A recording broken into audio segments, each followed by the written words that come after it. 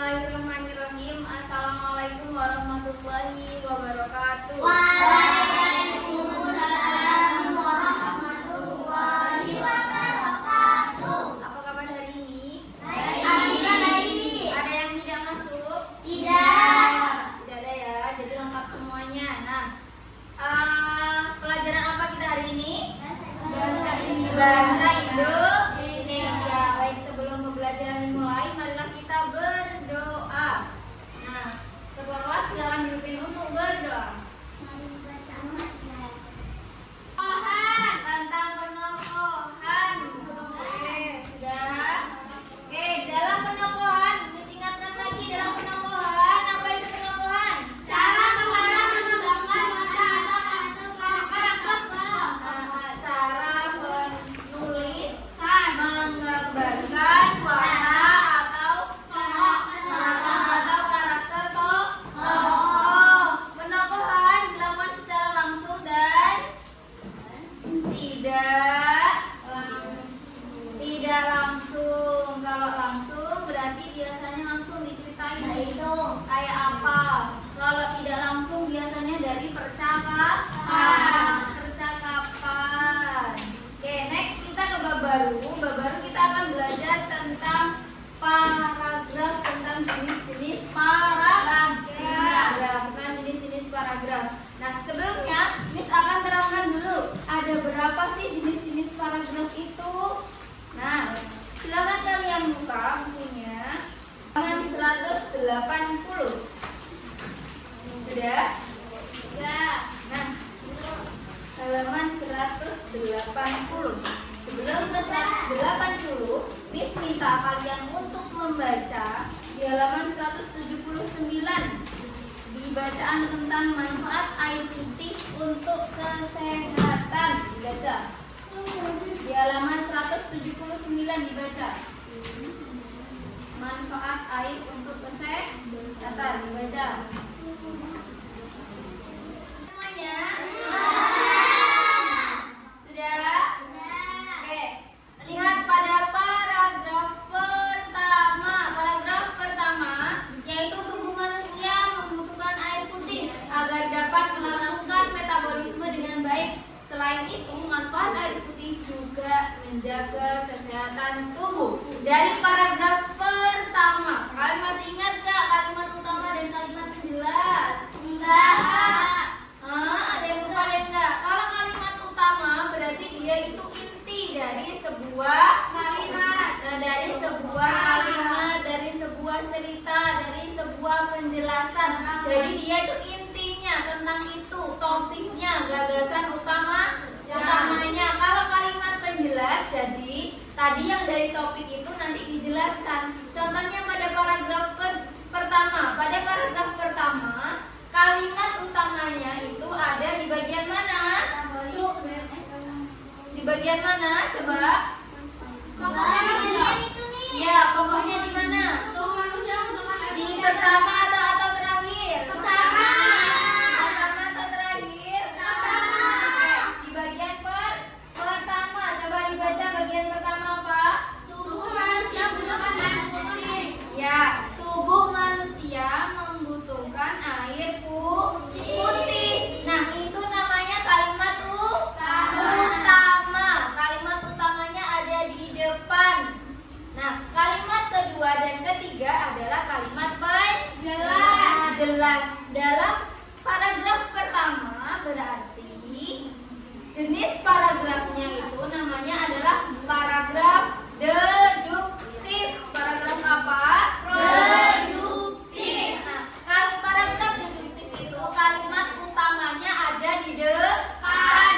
Kalau ada di depan namanya paragraf deduktif. Paragraf yang kalimat utamanya ada di depan disebut paragraf apa? Deduktif. Oke? Diingat-ingat kalau di depan namanya deduktif. Ingat kalau di depan namanya paragraf deduktif. Kalau di belakang namanya induktif. Kalau di depan dan di belakang namanya campuran. Paham sampai sini?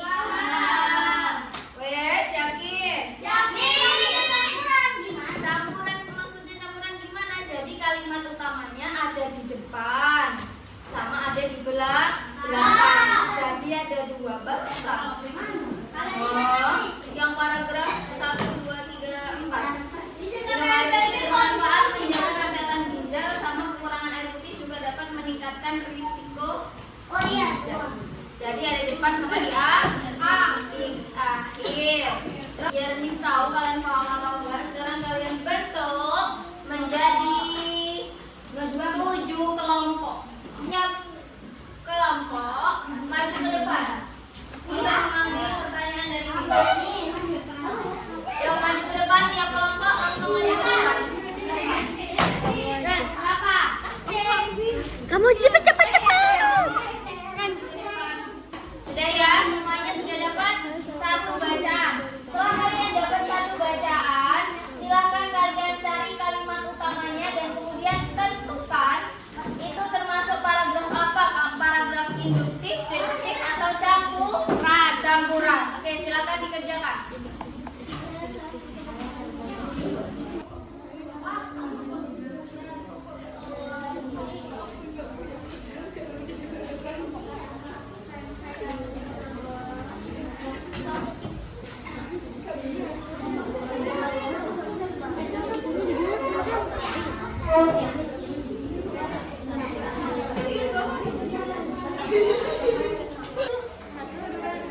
Saya sangat suka bermain musik. Bermain musik dapat membantu saya untuk diri dan meningkatkan kreativitas saya. Saya juga dapat menikmati musik dan merasa lebih bahagia.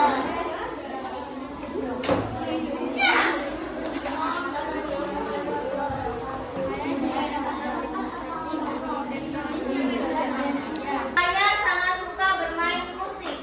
Bermain musik dapat membantu saya untuk mengekspresikan diri dan meningkatkan kreativitas saya. Saya juga dapat menikmati musik dan merasa lebih bahagia. Berarti kalimat utamanya ada di mana?